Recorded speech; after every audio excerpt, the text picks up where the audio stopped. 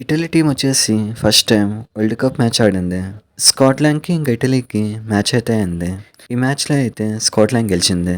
Italy వచ్చేసి first time world cup ఆడినా కూడా పర్లేదు అనిపించింది. అయితే ఈరోజు ఈ వీడియోలో స్కాట్లాండ్ ఇంకా ఇటలీ ఈ మ్యాచ్ గురించి మాట్లాడుకుందాం. ఇంకా సౌత్ ఆఫ్రికా, కెనడా వీళ్ళిద్దరికి మ్యాచ్ అయింది. ఆ మ్యాచ్ గురించి కూడా మాట్లాడుకుందాం.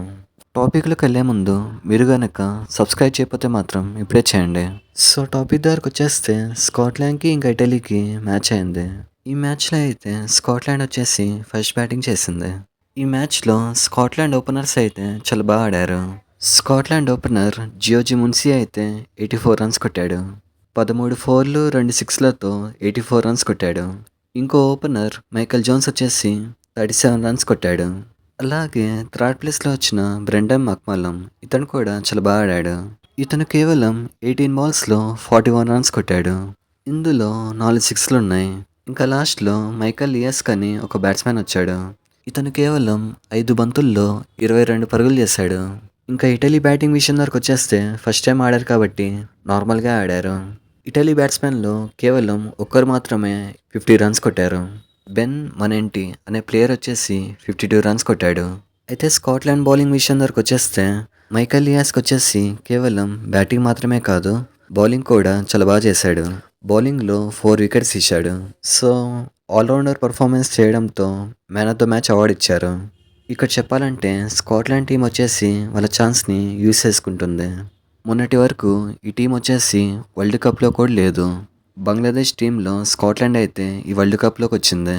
సో ఇక్కడైతే స్కాట్లాండ్ టీం వచ్చేసి వాళ్ళకు వచ్చిన ఛాన్స్ని యూజ్ చేసుకుంటుంది. ఇంకా ఇటలీ విషయం వరకు వచ్చేస్తే ఇటలీ అయితే ఫస్ట్ టైం వరల్డ్ కప్ ఆడుతుంది. కానీ అయినా కూడా వాళ్ళ రేంజ్ కంటే ఇంకొంచెం బెటర్గా ఆడారని చెప్పాలి. సో ఇక్కడైతే మనమందరం ఇలాంటి చిన్న టీంలని ఎంకరేజ్ చేస్తే అప్పుడు ఆ టీం అనేది రేపు ఇంకొంచెం స్ట్రాంగ్ అవ్వచ్చు. అయితే సౌత్ ఆఫ్రికాకి ఇంకా కెనడాకి వీళ్ళిద్దరికి కూడా మ్యాచ్ అయింది. ఈ మ్యాచ్లో అయితే సౌత్ ఆఫ్రికా వచ్చేసి ఫస్ట్ బ్యాటింగ్ వేసింది. సౌత్ ఆఫ్రికా కెప్టెన్ మార్క్రమ్ అయితే చాలా బాగా ఆడాడు. మార్క్రమ్ వచ్చేసి 59 రన్స్ కొట్టాడు. కేవలం 32 బాల్స్లో 59 రన్స్ కొట్టాడు. అలాగే ర్యాన్ రికల్టన్ ఇంకా డికాక్ వీళ్ళిద్దరు కూడా కొంచెం కొంచెం కొట్టారు. ఇంకా డెత్ ఓవర్స్లో అయితే డేవిడ్ మిల్లర్ ఇంకా స్టబ్స్ వీళ్ళిద్దరూ చాలా బాగా ఆడారు. డేవిడ్ మిల్లర్ వచ్చేసి 39 రన్స్ కొడితే స్టబ్స్ వచ్చేసి 34 రన్స్ కొట్టాడు. ఈ మ్యాచ్లో దివాల్ బ్రేవిస్ ఒక్కడే ఏం ఆడలేకపోయాడు. ఇంకా కెనడా బౌలర్స్ విషయం వరకు వచ్చేస్తే వీళ్ళ బౌలర్స్లో అన్ష్ పటేల్ అని ఒక బౌలర్ వచ్చేసి 3 వికెట్లు తీశాడు. ఇంకా కెనడా బ్యాటింగ్ విషయం వరకు వచ్చేస్తే కేవలం ఒక్క బ్యాట్స్మెనే చాలా బాగా ఆడాడు. ఆ బ్యాట్స్మెన్ పేరు వచ్చేసి నవనీత్ దలివాల్. ఇతను మొత్తంగా 49 బాల్స్లో 64 రన్స్ కొట్టాడు.